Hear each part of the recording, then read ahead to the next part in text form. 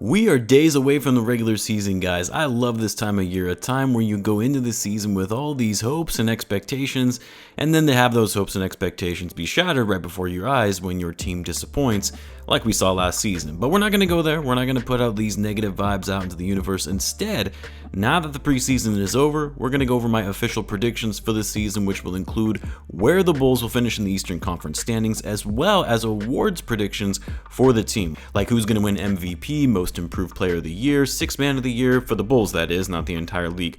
I'll have my predictions out on my second channel, the NBA channel, for those. Now, initially, I was going to be doing my Eastern Conference standing predictions video and where I have the Bulls, but I already did an entire predictions video for the Eastern Conference standings 1 through 15 on the NBA channel, and figured that would just be redundant if I did that here. So if you missed that video, I'll leave a link to it in the description so you can check it out if you would like. So in this video, I'll instead focus on the Bulls, where I have them in the East and why, and then I also thought I would just include my annual awards predictions in the same video. So without further ado, let's get into it. So what's going on, everyone? You're listening to Bulls Central here. Hope you're all doing well. Now, I always have to add the disclaimer that I am by no means an expert when it comes to the game of basketball and the NBA. I don't do this for a living, I just like doing it for fun. It's always been a passion and hobby of mine. And I say this because some of my predictions are probably going to be wildly wrong and should be taken with a grain of salt. I always like to remind everyone that, as an example, 2 years ago after the Bulls drafted Ayo and then also brought over Marko Simonovic after the 1-year draft and stats, that I said Marko Simonovic would be the Bulls' Rookie of the Year between the two of them. Yes, Simonovic, who ended up never playing a single meaningful minute in the NBA before the Bulls ultimately let him go just this past season. Yeah, I had my reasons at the time. I thought with a crowded backcourt, was Ayo really going to be getting any playing time? The Bulls didn't have any true bigs outside of Vucevic at that time, and so I thought Simonovic would get more playing time and would shine more as a result of it. Regardless, terrible prediction. But be that as it may, let's get into some of these. And I'll start with where I have the Bulls finishing in the East. And I have the Bulls finishing 7th.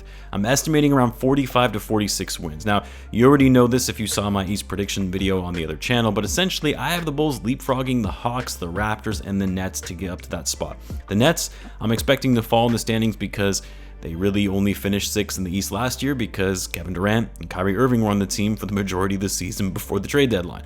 And while I actually like what they're doing, what they've put together in a rebuild, it's still a rebuilding team. A team that has young talent but isn't going to have the kind of experience to be able to compete with the top teams in the East. And so to have this team top 6 yet again this season is a stretch. The Raptors, I mean, in my view, this team wasn't very good last year. Like the Bulls, they were kind of in a similar situation where they had a lot of talent, but things just weren't working. And from an offseason perspective, while you could argue, the Bulls didn't really do much in terms of actually improving their overall roster, the Raptors did less in losing Van Fleet while gaining Dennis Schroeder. Now, you could argue maybe Van Fleet was part of the problem and Schroeder will be a big help to them because he brings defense, but I really don't see the Raptors getting any better from last season. And then the same kind of applies to the Atlanta Hawks as well. They had a pretty underwhelming offseason for a team that made an all-in move to get DeJounte Murray and then ended up finishing 8th in the East at 500. Yeah, it's probably biased on my part, call it hopium, but I do think the Bulls will be better going into this season than most people think, even though the preseason wasn't the most inspiring. Now, as far as these awards predictions, so I do these awards for the Bulls roster only. I do it every year. The usual NBA awards like MVP, Most Improved Player, etc. I don't do Coach of the Year because there's only one coach, and if there is only one rookie on the team, I also don't do Rookie of the Year, which in this case for the Bulls, that applies because while a guy like Batum is technically a rookie, I'm only looking at guys who are on full-time contracts. So we'll start with the MVP, who is going to be the most valuable player on this roster. Last year I had DeMar DeRozan, but this season I've got Zach Lavine. I mean, one, this is Zach's year to really shine. Going into his 10th season, he's in the peak of his prime. He's expected to be that franchise player for the Bulls going forward. But also the reason I have Zach is because he looked incredible in preseason play. He looked like he was back to his normal self, being fully healthy, a fully healthy offseason, by the way. Dude looked like he was on a mission, looking locked in, attacking the paint, taking better shots from outside. I really do think that it's going to be a big year for Zach. And with DeMar probably taking on more of a role as a playmaker, still being a scorer, but more deferential. But because of all of that, it's why I have Zach as the team's MVP this season. As far as most improved player for the team this year, as much as I want to say Patrick Williams, I want it to be Pat. I don't know how you can't say it's not going to be Coby White. You could argue, even despite the fact that Coby, came off the bench last season, that he really was the most improved player last year on the team as well. And going into this season, just watching him in preseason play, he is ripe for a breakout year. The improved handles, the improved court vision, the confidence in his ability to get to the basket and finish at the rim or kick it out without turning the ball over for an open three. I mean, on the defensive end as well, the ability to navigate through screens, calling out screens for others, playing better off-ball defense. It's hard not to take Coby White as the most improved player for the Bulls for this upcoming season. Let's do Defensive Player of the Year now. The good thing for the Bulls, they're stacked with strong defensive players. Between Caruso, Torrey Craig, Javon Carter, Patrick Williams, even Ayo Dosunmu, a lot of candidates that could all have the best defensive seasons for this team. But I guess I'm going to go with the cliche answer and say Alex Caruso. All the other guys that I mentioned are great defenders, but AC is a first-team all-defensive player. His ability to get into the passing lanes and playing off-the-ball defense, but pickpocketing his man when he's playing on the ball, hounding the perimeter, but also causing problems in the paint, on the help defense coming over on the weak side and trapping big men.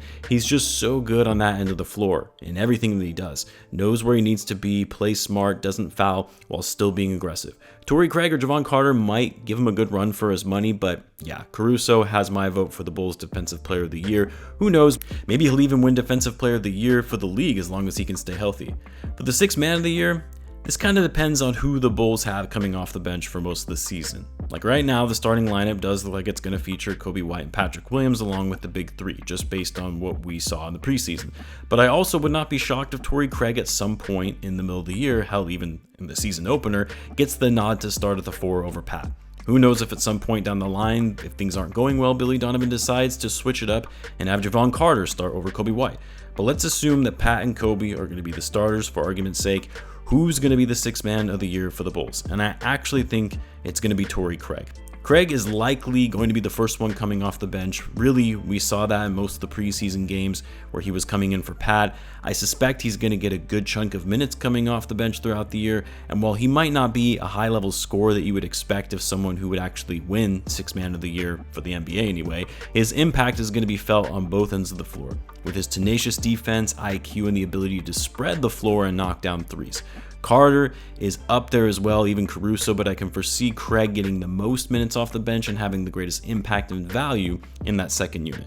Like I said, no Rookie of the Year because there's only one rookie on this roster in Julian Phillips, although I really do think this kid is going to exceed expectations. Just not sure that he's going to be able to get enough playing time in his rookie year when you have a team filled with veterans and a team that's looking to win now.